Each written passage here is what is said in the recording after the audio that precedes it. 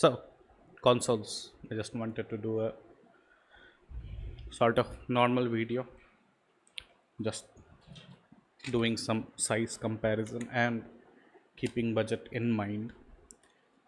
In my opinion, let's just first talk about the cheapest console. Okay, there is the there is the very cheap consoles. It's called the game box 400 in one something. Okay, so let me just show that to you immediately. That's the cheapest one. It's called SUP400 in one. It either looks like this kind of a box or it looks like this. Comes with an extra controller. That's the cheapest one you can get. You will pay in shipping more than that on the product, so like $3 or $4. You will pay about $10 on shipping, so about $15, and it's absolutely not worth it. It broke in a few months, so I gave this one to my cousins and they broke it in a few months. So not worth getting. What's the point? The second thing that I just gave them a few days ago was GB300. Okay, and the problem with, let's say, even if they somehow use it, there is no save game functionality, and the main reason to give this was NES games. And what I realized was there wasn't NES games, maybe one or two NES games. Most of the library, the sort of games you expect, Zelda and all the big title, it's usually missing from it. There are a lot of hack games. It was, I was very disappointed by the game library on these. And also there is no save function, so yeah, little cats, they can't do it. I think it took him a week to realize that you can run in Mario. And they are playing, by the way, Roblox these days. Mobile games have made our kids weak, very weak. Anyways, moving on to GB300. This one, okay, supports all the NES, SNES, GBA, GBC, GB arcade titles and all. But the main one, that for the reason to get this was Mega Drive Genesis ROMs, and those work very good on this. It has the save and load function. You can add your own games on this, but the library gets sort messed up. Yes, you can do it. It's a separate folder if there is something missing, but from what I saw, the library was pretty good. You didn't need to add any games on your own. The only downside was, first, the display, second, an extra controller. It's hard to get. Even on AliExpress you will not find a controller. You will pay about $8 to $10 on this plus shipping, so it will be $17-18. And I say ignore this. Coming now, so these were the cheaper controller. There is also the SF2000. Okay, so we go from $18 to $15.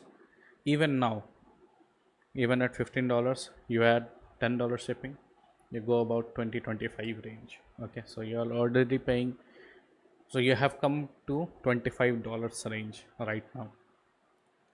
This one was okay, but from what I from using the controllers myself, it didn't give me confidence that this thing was going to last at all.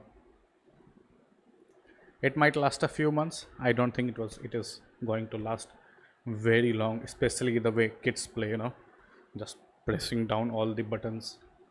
Anyways, the next good one was SF2000, and this is the next one that I will order.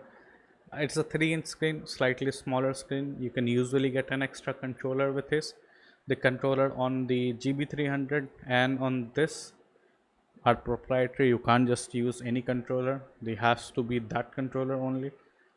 That's a real bummer. So, and you don't often find deals with controllers of these anyways. And it's a very small screen. That is another thing. But the thing is, there is nothing wrong with SF2000. What's the important thing is that the R36S isn't that much. Okay, a few months ago, this R36S minimum it was 25 bucks. That's when I made the video. 25 plus 10, so it used to go 35. Now they have started to sell at $20 on Alibaba. AliExpress is always cheaper. So on Alibaba it's around $20. You add 10 more, it's just $30. And for that $30, ignoring the cost of the extra SD card that you have to put that extra SD card in this and this and this. So all three need a new SD card. The SD card that they come with, there is no guarantee that it will last. Anyways, so this is the console that I think is of sufficient quality that justifies the price on this. Okay, very quickly, the system that you can play on this, there are a lot, but the main two that you should focus is PS1 games. Okay, so all the PS1 games just work flawlessly on this, and that is what I have actually on this Gran Turismo 4 and no, it's not 4 Gran Turismo 1, and right now just that one time I like to focus on one game. And the second thing is port master games. Okay, so a lot of ports that are available, and port master is basically PC games or other games that have been ported to Linux. Okay, very simple process, and you can see there are a few good games here. Okay, and new games, you just need to bring your own official game, and these are the two things for which the R36S by itself is fine. Of course, many people, when they get the console first time, even when I got it, I was like, oh, I will play all the GB games, all the GBA, all the GBC game, like I had unlimited time in the world. After trying all of them, I settled on PS1. Let's just stick to PS1. They run absolutely fine, and the controllers and everything, they are of sufficient quality, I will say. One thing you have to be careful at, that you do not drop them. Okay, the display on it, even on mine, the display has already broken once, so half the resolution has gone away, and there are a lot of lines, if you can see. So anyways, but the point is, coming back to the point is, in terms of price to what you are getting, this is the minimum that I say that you should get. That's it's the R36S. There is a lot of community behind this. Even if you do not care about the community, it is still a very good console. Just get the original version with the 2 RAM stick on the back. That's all you have to check. Original one, not the fake K36 one that is being sold in a lot of places. Now going to the R36 Ultra, so the same thing but with a bigger height display. I really thought that I would mine was broken out of the box. I really thought that I would actually use it a lot. It turns out I didn't, and the problem was size. So when I used to play games on my R36, okay, I used 36S. I used to think, since I am playing like this, I can have unlimited screen here. No, why not? As soon as that happens, it becomes difficult to pocket, and that's the problem. Okay, I don't want to show this with my big tummy, but point is, trying to fit this in your phone, something this big, in your in your pocket, along with a phone. Now that's too much. Okay, but a phone, an R36S, that's all right. So every time I went out, this was the console I picked up every time. Okay, just for the same price of R36S, you can also get a gamepad for your phone, and your phone can play more than PS1, depends on your phone, but PS2 very easily. A lot of newer emulators and a lot of Android games, so it makes sense to get something like this. Now I have to try the small controllers, that bundle up together. They're by this size. When I get enough cash, I will order them, sure. But this I never thought of taking it with me outside. Never. I never. It's just too big.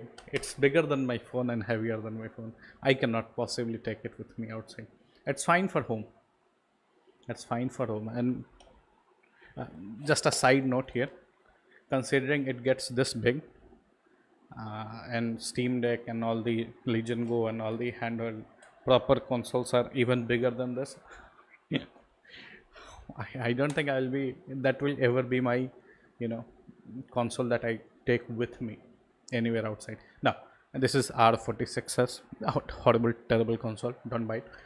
But even this with my phone, it becomes cumbersome. Point is, R36S fits the size, okay, fits the size, and the buttons are good enough, display is good enough for the price, and as long as you do not drop them, I think this is the console to go, to use with you. And portability is the main thing here. That's the whole point. I have this laptop at home, but I never play games on them. There is like zero game on this, because when you are working in this position like this 10 12 hours a day, the last thing you want to do is play a game in the same position. Anyways, so that's what I wanted to say. Yeah, yes, the GB300 is very cheaper. The display is bad. GB300 doesn't feel like that thing will last. SF2000 looks good, but the price difference between SF2000 and R36S is not that much, so why not get an R36S? There is one more thing. There's just one more console that I want to show you, and that's actually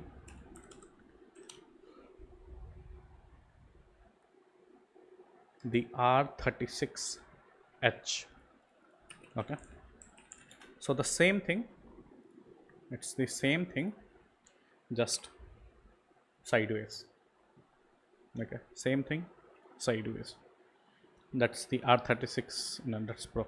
That's the R36S, you can see, and you want sideways, it's the same thing.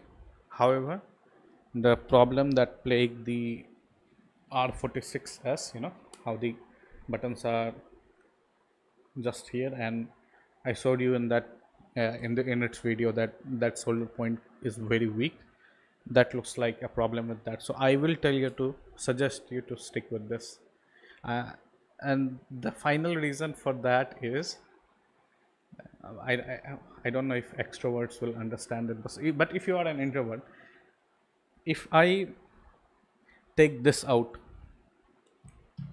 anywhere outside, okay, I feel like a dork. Okay, this position, if I take it out, I don't want to play games on this. Absolutely no. So absolutely no. You will never get married if you're playing with this outside home. And this is just not pocketable, the R36S Pro. And if you just want to play games on your phone, your fingers hurt, so you can't finger. Anyways, the last thing is the R36S again. So if you use it like this in your hand, it just looks like a phone. And most of the time, no one really noticed that I was gaming. And it just looks like this. Okay, and it looks like I am on a phone typing. That what, how do people brand this like this? Stealth ninja gaming. So few things, so let's wrap this up. Coming from the cheapest, of course they are expensive, $200 $300 consoles, we're not talking about that. Coming from the cheapest, the one to get with PS1 in itself is such a huge library that you will really not need to go into other games. Many people play games for the sake of nostalgia and everything. I don't know. We didn't have, we don't have nostalgia of those games. We might have some PC games that we found, but anyways, point is, once you get over that nostalgia phase, okay, once you realize that, you know, just because you play a game again that you had played as a kid, you are not going to feel the same thing. You are going to feel terrible. Anyways, after you get over that phase, okay, now we have tried all the nostalgia games. Just PS1 and port master games, those two, I think, that support on the cheapest system, system that doesn't, that is stealthy, doesn't look like a different, much different from a phone when viewing from afar, and that has, I didn't mention this, it has a USB port. You can plug in Bluetooth, Wi-Fi, another controller. So at home, I think this is the minimum thing that you should get. Okay, this is the minimum you should spend, about 20 bucks plus 10, 30 bucks for shipping. And in sale you can get, if you get some coupons and everything, I will link it down below, you can get it for about 20 bucks. So this is the cheapest thing you should get. That's all I will say. Portability is the main thing. Okay, other console bigger than this, and stealthy, I guess, pocketable, and the support for all the PS1 games. I think that's a big deal. So I don't know, maybe maybe I will not do these kinds of video from now on. Anyways, mostly I write everything up in properly and then do a video. Anyway, see you next time.